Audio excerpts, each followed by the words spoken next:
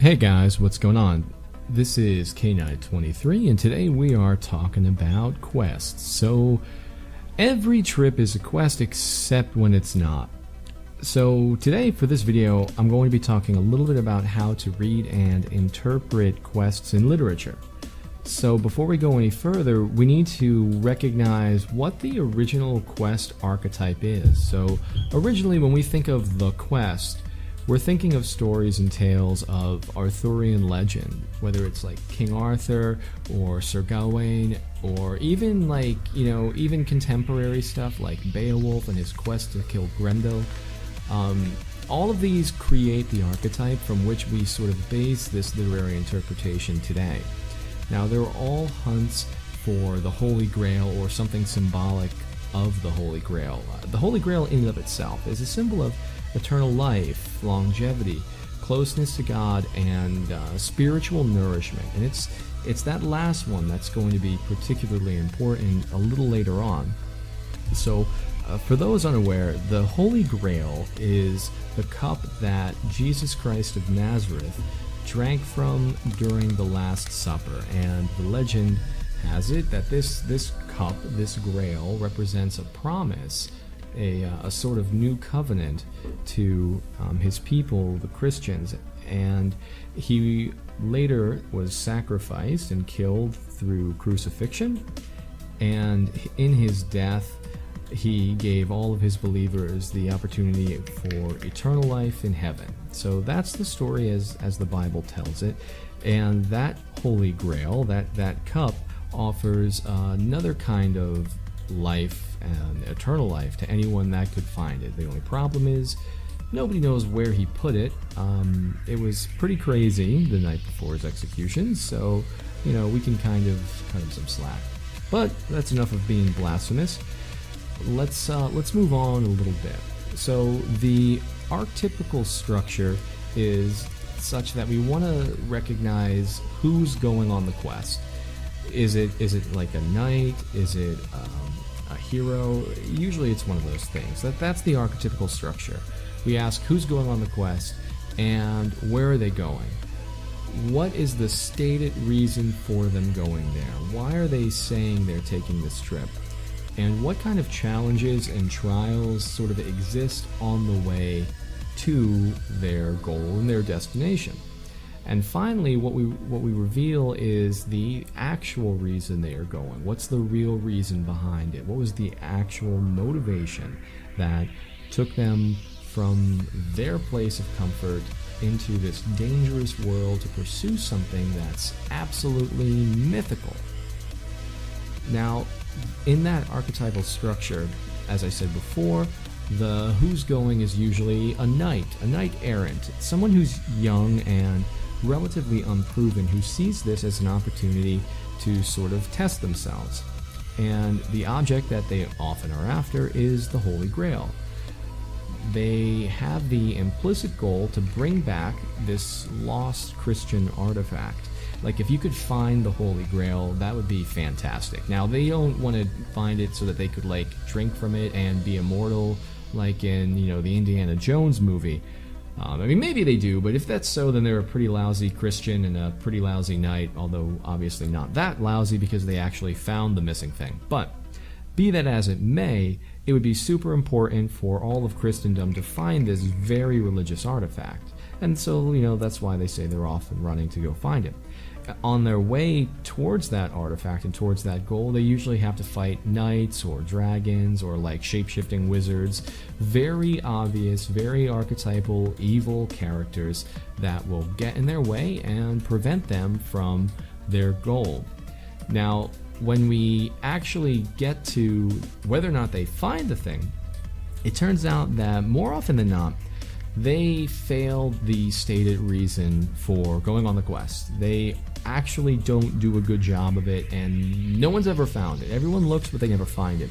The real reason they are going to hunt down this artifact is, in the archetypal structures, is to sort of prove themselves as worthy Christians, because the idea is that, a worthy Christian will find the Holy Grail. So they want to go out and look for it to prove that they are, in fact, worthy of that honor. And that is the kind of carryover towards that spiritual nourishment idea that we talked about previously. And that's going to be the most important thing that comes to our understanding of the quest and how that sort of structure is used in a figurative sense in more contemporary literature. So, figuratively speaking, anyone can go on a quest. It doesn't. You don't have to be a knight, all right? Like if you have a place to go and a thing to do, and you have a goal to achieve, your journey from point A to point B is a quest, and you are on it. And what you're questing after can be anything. It doesn't have to be an object. It could be an idea. It can be a person. It could be like, I have to get to a doctor's appointment by 3 p.m. I've missed a bunch of doctor's appointments, and I don't want to have to pay for canceling. So that's my goal. I need to get out of work as soon as I can, get on the road, and get to the doctor's appointment. All right. Now, that the reason I want to go to the doctor's appointment is because it's scheduled. Like that's my reason. It can be whatever I think. All right. Like I need to follow this schedule because I'm just a slave to the system and stuff like that. If that's what I'm supposed to do, I'm going to do it. So done. What can get in my way? Well, I mean, as awesome as it would be for me to find an actual like black knight on the street challenging me and not letting me pass unless I defeat him in armed combat, unlikely to happen. It isn't possible, but my life is not that interesting, so I don't anticipate that. What could really get in my way instead could be a bunch of other things. Maybe I have a timeline. That day I have my appointment, there's an unannounced meeting, and now I have to go to that and try to sneak out early without getting caught, or maybe I should just ask for permission to get out early. I just don't know what to do. I'm afraid of confrontation. If I ask for permission, they might ask me to have planned my doctor's appointments better, and then I look stupid. If I sneak out and get caught, then I look even more stupid and then get in trouble with my job. So I don't know what to do. On the way over there could be construction, which forces me to take a detour. On that detour, I have to go through a toll road, and I don't have any cash. They don't take debit cards, so now I'm forced with another question. Do I pay the toll, or do I try to sneak through the easy pass and just like blast on through and deal with the consequences later? When I get to the doctor's office, I can't find a parking spot. So, I mean, there's clearly an open handicap spot, but, I'm not handicapped. So what do? Do I park there?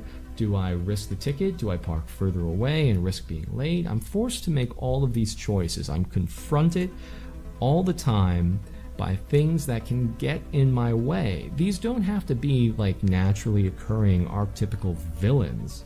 They don't even have to be people at all.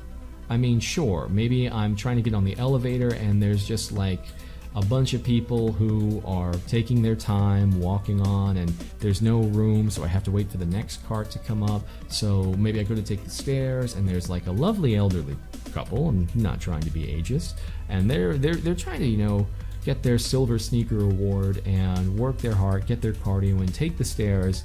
But they're going at their own pace, and I don't want to push past them because God forbid I knock them over and they fall down some stairs. I mean, now at least they're at the doctor, so they could get help really quickly. But I'd still feel absolutely horrible and would probably get very many bad things said about me. So we don't do that either. So I mean, it can be other people. It's just not likely to be people with like swords and stuff. But who knows? When I actually get there, if I actually get there, if we're following the archetypical structure, I will most likely not achieve my goal. I'll reach the doctor's office, and the door will be closed, the lights will be off, and the doctor is home. He's not in. I've missed my appointment. So now what? Is that the end of the story? I reflect on all of the choices that I made getting to that point where I am now, and that tells me the kind of person I am. That's the self-knowledge that I am awarded with. James Joyce would call this almost like an epiphany. In fact, the story I talked about is somewhat similar to the story Araby, which you should totally read. I look at all of those choices and I say, like, did I ask for permission? Or did I try to sneak out? Did I stop at an ATM to get cash for the toll? Did I take the detour, or did I try to get caught without, blowing past through the easy pass lane and just I'll deal with the ticket later? Did I walk the extra few blocks, or did I take up the handicap spot? Did I push past the elderly couple, or did I wait behind them? The kind of person that I am, who I am, has been determined by the actions that I took in my journey from point A to point B. So the relevancy of this quest archetype, the structure, and seeing it in literature is it's a beautiful way for an author to show and not tell, to show his readers who these characters are, and for ourselves it's a great way for us to sort of assess who we are too. That quote spiritual nourishment that you get for finding the Holy Grail may as well be ephemeral, because we receive it and we find it in a figurative sense when we get that self-knowledge.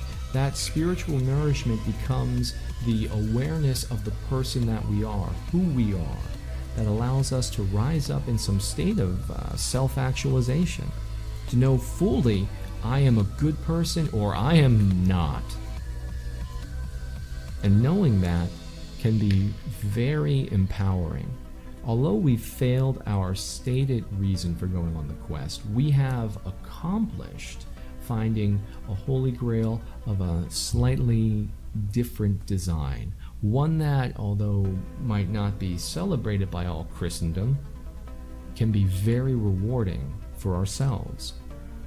Now, not every trip to the grocery store is a quest. Sometimes people have to go places, and an author will use this as a way to sort of just advance the story. Like, if Batman has to go from the Bat Cave to the crime scene, that's not the quest. All right, the quest is probably going to happen like a little bit. That could be the start of it, but I mean, not every point A to point B situation is a quest. So don't put them where they aren't. That's the problem with structures and patterns. Sometimes you see them everywhere. But do try to be aware of it and sort of test whether or not the pattern's all there. I mean, are they leaving to get something? Is it a literal figurative object, or is it is it a literal object, or is it a figurative object? Is there challenges that they're being forced to overcome on the way there? Do they have a stated reason for going, and then do they have an actual reason for going that's different? I mean, if all of these are there and they're very, very explicitly obvious, then yes, the author's probably following this structure. And once we're aware of that, we can say like, okay, well, what did this character learn? Does this character know what they have learned? Are we, the reader, the only person able to truly assess this character? Or do they have that self-knowledge? Did they get the Holy Grail, or didn't they? What might it imply if they didn't? What if there's an aspect of that quest structure that's missing? What might that say about the character, about the setting, the story as a whole? It's important to know what these patterns are, not just so we can understand what's traditionally going on, but because it opens up new avenues for discussion and interpretation and thought when we discuss the significance of these elements in their absence. At the end of the day, the quest structure offers a perfect opportunity for introspection, and whether or not you believe in the archetypical, whether or not you believe in the archetypical stuff like this, any opportunity you have for sort of self-evaluation is definitely one that can be very spiritually nourishing. So let me know, have you ever been on a quest? Throw something down in the comments below. Let me know how it worked out for you. Let me know what you learned about yourself. And feel free to give this video a like or a thumbs down if you're a horrible person and a nemesis upon whom I shall defeat with a sword if ever we meet. and subscribe for notifications of when the next video comes out. Alright guys, thanks a lot for watching and paying attention. I appreciate it. This is K-Knight 23 signing out.